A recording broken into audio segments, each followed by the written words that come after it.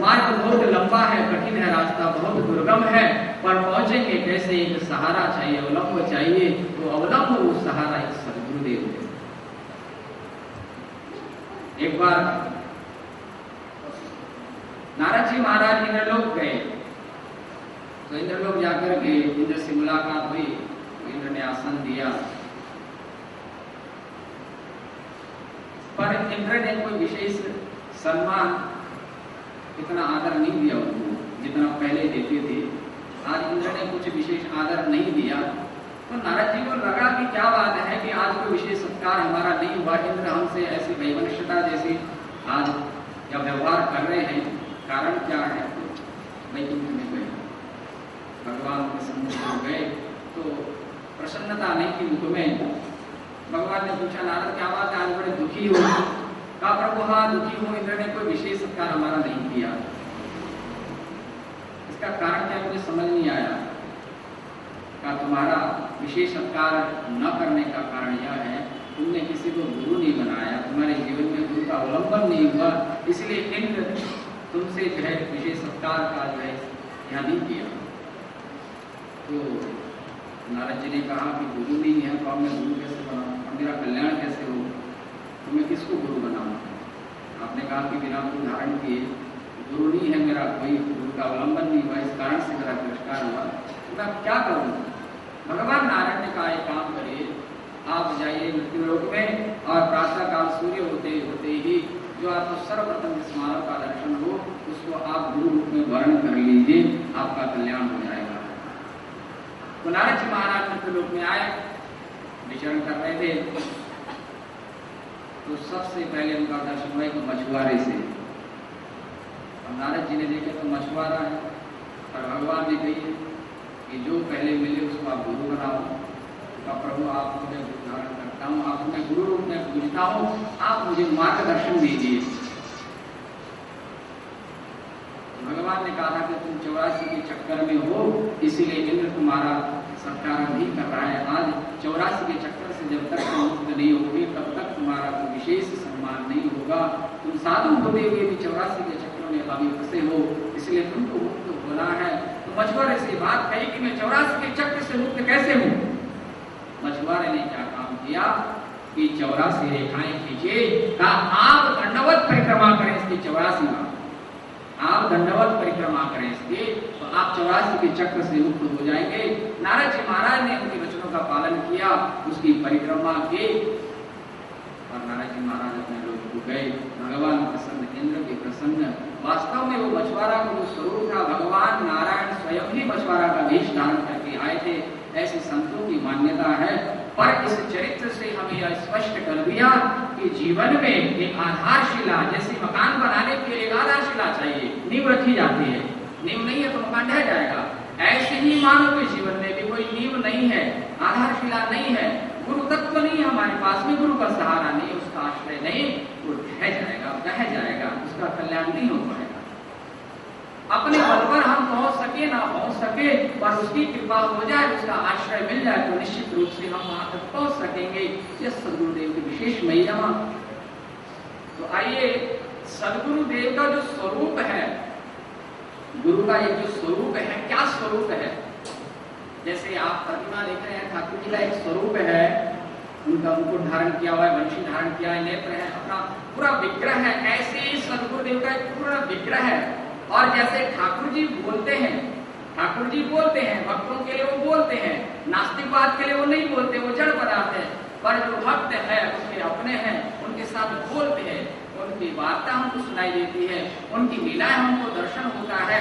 ऐसी सदगुरुदेव का एक विग्रह है, सदगुरु स्वरूप है। सदगुरुदेव का शरीर बोलता है, सदगुरु की एक बॉडी लैंग्वेज है, आप समझ सकेंगे तो वहां से आपको बहुत कुछ मिलेगा। तो आइए, सदगुरुदेव का जो स्वरूप है, सदगुरु कैसे बोलते हैं और सदगुरु अपने प्रत्येक अंग से हमें क्या देते हैं।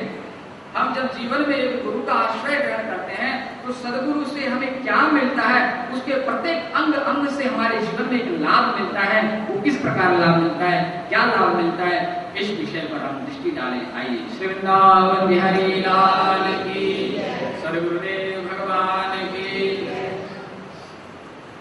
हम बोलते हैं गुरुत्वाकर्षण, पृथ्वी में गुरुत्वाकर्षण शक्ति है, अर्थात अपनी ओर इतनी आकर्षित करती है ऊपर से आती हुई वस्तु को। ऐसे गुरु का अर्थ है गुरुत्वाकर्षण। गुरु कौन? गुरु का वास्तविक अर्थ ही यही है, आप जिसके सामने गए, आप जिसके पास खड़े हैं, आपको वो आकर्षण कर ले, आकर्षित कर ले। आप जिसके बगैर रह ना पाए, जिससे बात किए बिना रह ना पाए, जिससे मिले बिना रह ना पाए, जिसके वचन सुने बिना रह ना पाए, जिसका दर्शन किए बिना रह ना पाए, जिसकी स्मृतियों में आप हो जाए, जिसका स्मरण करते हुए आपके नेत्र सजल हो जाए, जिसका स्मरण करने मात्र से आपके दुख दूर होने लगे, जिसका स्मरण करने मात्र से आपको सुखानुभूति होने लगे, वो आपका गुरु है। गुरुत्वाकर्षण गुरु बहुत है। अभी मैंने आपको बताया कि ड्राइवर को भी हम गुरु बोलते हैं, और ब्रज में तो सबको गुरु बोलते हैं। और गुरु कहाँ जा रहे हो, और गुरु क्या कर रहे हो, और गुरु कैसे हो? तो जो अपने से बड़ा है वो गुरु है, जिससे हमें मार्ग मिलता है वो गुरु है। हमारे माता पिता हैं वो भी हमारे गुरु हैं, हमें शिक्षा देने वाले गुरु हैं वो भी हमारे गुरु हैं, हमारे मित्र हैं उनसे भी हमें कोई शिक्षा मिलती है वो भी हमारे गुरु हैं। समाज में उठना बैठना होता है हमारा, कोई हमें सत्पुरुष मिलता है उनसे मार्ग मिलता है वो भी गुरु है। पर सदगुरु कौन है? एक गुरु है, एक सदगुरु है। सदगुरु कौन? सदगुरु वो है जो सत्य का दर्शन करा दे, ईश्वर तक आपको पहुंचा दे, उसका नाम गुरु है। तो गुरु बोलते हैं, गुरु कैसे बोलते हैं? जब आप गुरु के दर पर जाते हैं, गुरु से जीवन में जब गुरु का संयोग होता है एक शिष्य के साथ में, तो उसके जीवन में क्या क्रांति आती है, यह आपको दर्शन होगा। सबसे पहले आइए सदगुरुदेव की भुजाओं की चर्चा करेंगे। भुजदंड, सदगुरुदेव की भुजाएं, जैसे हमारी भुजाएं, हम किसी को अपने बाहुपाश में ले लेते हैं, तो ये भुजाएं क्या करती हैं? जब आप गुरु के दर में जाते हैं, आपके जीवन में गुरु का मिलन होता है, तो गुरु सबसे पहले अपने भुजाओं से उसको लगा करके दो चीज आपको प्रदान करेगा, एक अभयदान और एक वरदान। गुरु का सहयोग जीवन में जब भी होगा, आप जब भी आप महसूस करेंगे कि जीवन के जन्म मरण के चक्कर के भय से मैं मुक्त हो चुका हूं, ऐसा आभास आपको होने लगे, जिसके समीप पहुंचने पर अभयदान वो आपका सदगुरु है। सदगुरु सर्वप्रथम अभयदान देते हैं। बाहुपाश में आपको ले लेंगे, आपको भय मुक्त कर देंगे। विभीषण जी महाराज भगवान श्री राम के शरण में गए, श्रवण सुजस सुनियायो गुरुभंजन भवभीर, त्राहि त्राहि आरति हरण शरण सुखद रघुवीर, कह के जब त्राहि माम करके दोनों हाथ उठा लिए, भगवान ने उसको सहज कब लंकेश सहित परिवार कहकर उसको लंकेश बना दिया। अर्थात जिस भय से युक्त होकर के वो आया था कि रावण ने मुझे लंका से लात मार के बाहर निकाल दिया, राज्य विहीन हो गया, सुख से वंचित हो गया, पर आज सदगुरुदेव की शरण में कृष्णम वंदे जगत गुरु, जगत का जो सबसे बड़ा गुरु है, मालिक है, उस गुरु की शरण में जाने पर आज भगवान ने उसको भय मुक्त कर दिया। पहले ही उसको अभी युद्ध हुआ ही नहीं, अभी कोई आशा ही नहीं है, अभी कोई संबंध ही नहीं जुड़ा है, पर पहले कह दिया तो लंकेश सहित परिवारा, उसको लंकेश घोषित कर दिया, अर्थात अभय दान दिया। तो सदगुरुदेव सबसे पहले जीव को अभय दान देते हैं। सदगुरु की शरण में हम हैं तो हमें कोई भय है ही नहीं, हम अभय हैं, भय मुक्त हो गए हैं। भाई मतीदास जी का चरित्र आता है सिख धर्म में। तो गुरुदेव बहादुर साहिब के दीवान थे भाई मतीदास जी। मतीदास जी जब सदगुरु की शरण में गए, उस समय हिंदुओं का शासन था और बड़ा ही अत्याचार था। हिंदू धर्म पर एक प्रकार से गहरा संकट था उस समय। मुगलों ने सबको जो है अपने धर्म में परिवर्तित किया, कोशिश की कि सब हिंदू जो है मुसलमान हो जाए। उस समय बड़ा आक्रोश था। तो गुरु साहिब को तो जेल में बंद कर दिया मुगलों ने। अब भाई मतीदास जी जो उनके दीवान थे, बड़े गुरु भक्त थे, गुरु में बड़ी निष्ठा थी। तो कहा कि इनके गुरु को तो हमने बंद कर दिया, पर इनके शिष्य परिकर हैं, इनको भी हमें जो है धर्म परिवर्तित करना होगा, पहले इनके शिष्यों को धर्म परिवर्तित करना होगा। तो भाई मतीदास जी को जल्लाद ने आकर के कहा कि आप अपने धर्म का त्याग कर दो, हमारे धर्म को अपना लो, नहीं तो हम आपको जो है मृत्युदंड देंगे। हम मरने को तैयार है पर अपने सदगुरुदेव का आश्रय हम नहीं छोड़ेंगे। बहुत यत्न किया, नहीं मान सके, उन्हें मनवा ना सके, तो अंतिम में जाकर जल्लादों को आदेश हुआ कि बीच में से चीरा लगाया जाए, आरा लगाया जाए और उनके शरीर के 2 टुकड़े कर दिए जाए। तो कहा कि हम आरा लगाने को तैयार हैं, हम अपने आरे को अब पैनिंग कर रहे हैं, हम उसको तीखा कर रहे हैं, अब हम आपको अंग विहीन कर देंगे, बीच में से आपको ये चीरा लगा देंगे। अभी भी समय है, अपने गुरु का परित्याग कर दो, हमारे धर्म को स्वीकार कर लो, हमारी बात मान लो। मतिदास ने कहा नहीं, प्राण भले ही चले जाए पर अब हम गुरु को नहीं छोड़ेंगे, गुरु के सन्मार्ग को हम नहीं छोड़ेंगे, हम मरने को तैयार है। तुम अपने आरे को जो है तुम तीर लगाओ, आरे को पहना करो, मैं अपने मन को पहना करूंगा। कहा अपने आरे को तो बालू से हम पहना करेंगे, पर तुम अपने मन को कैसा पहना करोगे, मन को कैसे पहना करोगे, उसको तीक्ष्ण कैसे बनाओगे? कहा तुम बालू से अपने आरे को तीखा करोगे, मैं अपने मन को तीखा करूंगा। जपू जी का साहिब का पाठ करते हुए, अपने सदगुरुदेव का स्मरण करते हुए जल्लादों ने आरा लिया और बीच में से चीरना प्रारंभ जैसे ही किया, भाई मतिदास जी ने कहा सावधान, आरा चला रहे हो पर आरा हिलना नहीं चाहिए। कई बात में ये मत कहना कि मतिदास हिल गया, घबरा गया था इसलिए आरा टेढ़ा हो गया। मैं बिल्कुल नहीं घबराऊंगा, मैं बिल्कुल नहीं हिलूंगा, मेरे शरीर के बीच में से 2 टुकड़े कर देना, पर तुम्हारा आरा सीधा होना चाहिए, आरा नहीं हिलना चाहिए। मतिदास जी की ऐसी वाणी सुनकर के जल्लाद चकित हो गए, उन्होंने बीच में आरा लगा दिया। जैसे चीरना प्रारंभ किया, मतिदास जी जपू जी साहिब का पाठ कर रहे हैं, अपने सतगुरुदेव का स्मरण कर रहे हैं। आरा लगने से पहले कहा कि अंतिम इच्छा आपकी क्या है? सदगुरुदेव के सन्मुख मेरा मुख हो, सदगुरुदेव के मुख मंडल का दर्शन करते हुए मैं दरगाह को जाना चाहता हूँ, इसलिए मेरा मुख जो है सदगुरुदेव के सन्मुख करो। सदगुरुदेव के मुख का दर्शन करते हुए मैं अपने प्राणों का विसर्जन करना चाहता हूँ, दरगाह को जाना चाहता हूँ। मतिदास जी को गुरु के सन्मुख बैठा करके आरा लगाया गया, चीरा गया, 2 टुकड़े हो गए। पर जब कोई साहिब का पाठ अभी भी चल रहा है, कोई उफ तक आवाज नहीं आई है। जब जपू जी साहिब का पाठ पूर्ण हुआ तब जाकर उनके प्राण विसर्जित हुए। यह देखकर के सब चकित, यह क्या है? यह गुरु भक्ति का फल, यह सच्चे बादशाह, सच्चे साहिब, सच्चे सदगुरु का दर्शन का फल है, सदगुरु के संयोग का फल है। जीवन में जब सदगुरुदेव के संयोग मिलता है, सदगुरुदेव का दर्शन प्राप्त हो, तो हमारे अंदर ये अभयता प्राप्त होती है।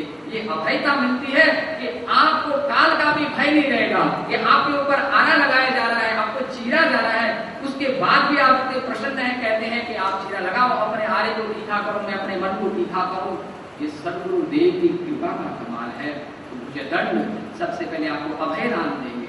सदगुरु का जो स्वरूप है, उस स्वरूप में पहला जो स्वरूप है, मुझे दंड ये बुझाए, हे सदगुरुदेव मैं आपके शरण में हूँ। ऐसा कह के जब हम गुरुदेव की शरण में जाते हैं तो सदगुरुदेव तथास्तु कहते हाथ उठाते हैं। इसका मतलब ये हुआ हाथ उठाया, 2 हाथ उठाए हैं, एक हाथ से अभय प्रदान किया कि अभयदान, दूसरे हाथ से वरदान। और वरदान क्या? गुरुदेव क्या वरदान देंगे? वरदान का अर्थ है भाग्य का परिवर्तन, आपका भाग्य बदल जाना, आपके भाग्य में जो नहीं है वो भी आपको मिल जाना। जीवन में कभी कभार भाग्य हमारे विपरीत हो जाता है, दुर्भाग्य बोलते हैं, कैसा दुर्भाग्य हमारा। पर सदगुरुदेव की शरणागति हमको मिल जाए, संयोग मिल जाए, वो दुर्भाग्य भी सौभाग्य में बदल जाता है, वरदान में सिद्ध हो जाता है। या कैसे सिद्ध होता है? आप भली भांति जानते हैं कि दशरथ जी महाराज का कोई संयोग नहीं, वृद्ध हो गए, वृद्धावस्था को प्राप्त हुए, पर उनकी कोई संतान नहीं है, संतान से विहीन है, भाग्य नहीं है, दुर्भाग्य, भाग्य उनके विपरीत है, चिंतित है। तो दशरथ जी ने क्या किया? जब भाग्य विपरीत हुआ तो दशरथ ने क्या किया कि गुरु गृह गयऊ तुरत महिपाला, गुरु गृह गयऊ तुरत महिपाला, गुरु गृह गयऊ तुरत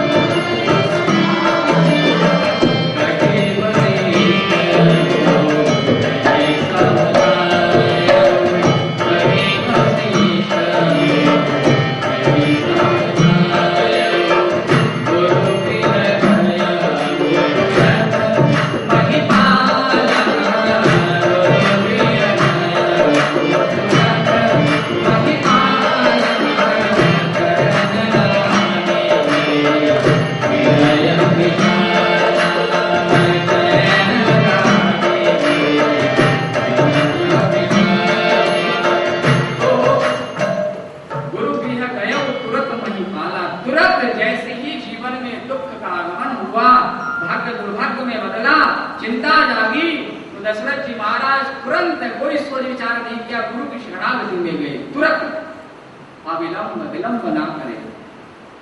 और क्या किया दूसरा काम, निज दुख सुख सब गुरु ही सुनाए। आपके जीवन में जो भी घटना घटे, सुख दुख जो भी हो, गुरुदेव के चरणों में आप अर्पित कर दो, बाकी उसकी जिम्मेवारी। जैसे निवेदन किया, निवेदन करते ही वशिष्ठ जी ने कहा, अब आप चिंता मत करिए, आप भयमुक्त हो गए, आपका काम बन जाएगा। अब यह चिंता गुरु वशिष्ठ की हो गई, पहले दशरथ की चिंता थी और अब यह चिंता गुरु की चिंता हो गई। तो जब हम अपनी चिंता को गुरु के चरणों में ले जाकर के छोड़ देते हैं, फिर वो चिंता गुरु की बन जाती है, फिर उस पर गुरु विचार करेगा, आपको विचार करने की आवश्यकता नहीं है। और जहां दशरथ जी महाराज का दुर्भाग्य था, आप देखिए कि कैसे सौभाग्य में बदल गया कि एक नहीं चार लड़ना, चार लड़ना उनके आंगन में किलकारी मार रहे हैं। और वो भी कोई साधारण नहीं, त्रैलोक का मालिक स्वयं आया है। क्यों आया है? क्योंकि गुरु की कृपा हुई है दशरथ के ऊपर। और बाद में दशरथ ने कहा, सबसे बड़ा प्रमाण हूं मैं, सबसे बड़ा प्रमाण हूं कि आज सदगुरुदेव की कृपा से जो मुझे मिला है, संसार में किसी को नहीं मिला है। तो सदगुरुदेव के शरणों में, उनके चरणों में जब हम जाते हैं, किसी सत्पुरुष सद महापुरुष सदगुरुदेव की शरणागति, उनकी कृपा जब हमारे जीवन में पड़ती है, तो उनका स्वरूप है, यह विग्रह है कि जब सदगुरुदेव हाथ उठा करके तथास्तु कर देंगे, कल्याण हो कर देंगे, तो सबसे पहले आप भय मुक्त हो जाएंगे और दूसरा आपका जो दुर्भाग्य है वो सौभाग्य में परिणत हो जाएगा। यह सदगुरुदेव के दर्शन का, सदगुरुदेव के मिलन का प्रथम फल है कि सबसे पहला फल क्या? अभयदान, दूसरा वरदान। इस सदगुरुदेव का अंग जो उसकी भुजाएं हैं, उसका फल है। अब आप आइए नीचे की ओर, भुजाओं की बात हो गई, सदगुरुदेव के चरण आप देखिए, सदगुरुदेव के चरणों का दर्शन कीजिए। सदगुरुदेव के चरणों की क्या विशेषता है? हम चरण वंदन करते हैं, हम कहीं भी जाते हैं तो अपने मस्तक को सदगुरुदेव के चरणों में रखते हैं, उनके चरणों की पूजा होती है। कि चरण की पूजा क्या है, चरणों की पूजा से क्या मिलता है? सदगुरुदेव की